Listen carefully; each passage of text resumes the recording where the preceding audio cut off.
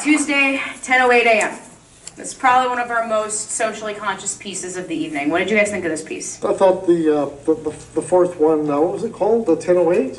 The third one of the evening, Tuesday, 10:08. Tuesday, 10:08. Yeah, I thought it was exceptional. It brings to the forefront the issues between I'm going to call it police overreach. Maybe people need to realize that the police are there to enforce the law, not to follow it.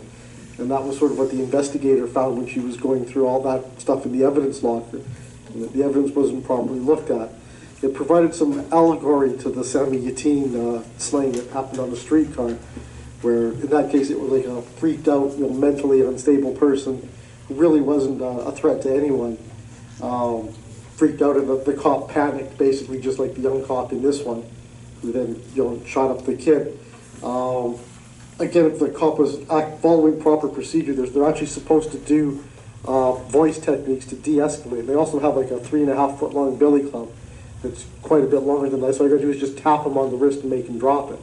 But that's not how Sammy Yatin played out, and that's not how this played out. The acting was off the hook, fantastic all throughout, though, especially the homeless guy. I thought it was really well done all around. That was a fantastic piece. Good social commentary, and we should all take note. I remember the SIU badges that we saw all throughout. Remember that all happened here. So as I say, everybody be vigilant. And this is one of those pieces that really does make people think. Sir, I need you to take a step back. Please. Well, I think that the movie itself, it sends a lot of different messages. That is, first of all, one thing that hasn't changed is that people tend to judge people by the way they look and by the way you perceive somebody. And I think it kind of brings attention to the fact that we should not judge people by the way they look.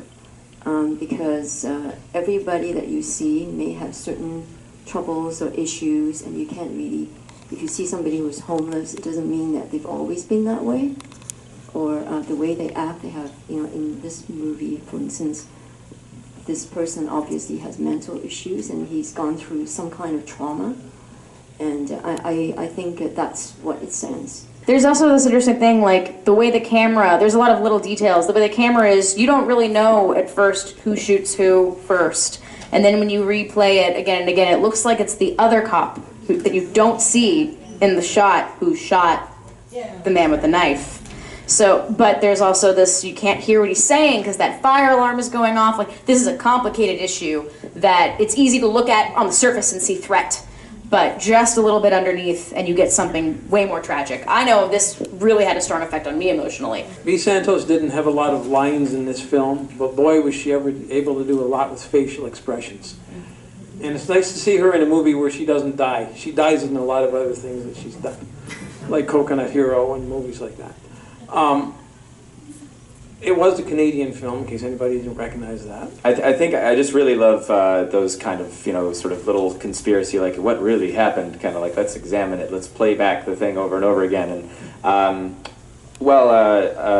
there may not have been as big enough a payoff, I guess, at the end of the thing when you sort of have gone through all these obviously they make it look like it's a few minutes, but that would have taken hours probably to sort of get all that, stuff together. So,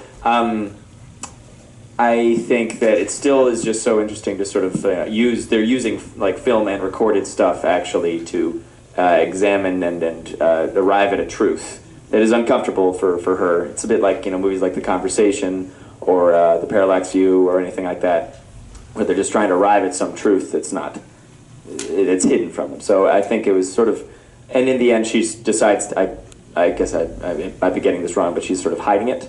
At the end she's just sort of like, she realizes even more so the weight of the guilt that she's carrying now because she's the part that she had to play in it.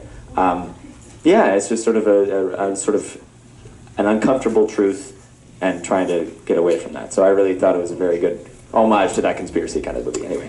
At the end of the film, she actually she picked up the ring after the incident, but even when she realizes that it's not going to bring him back.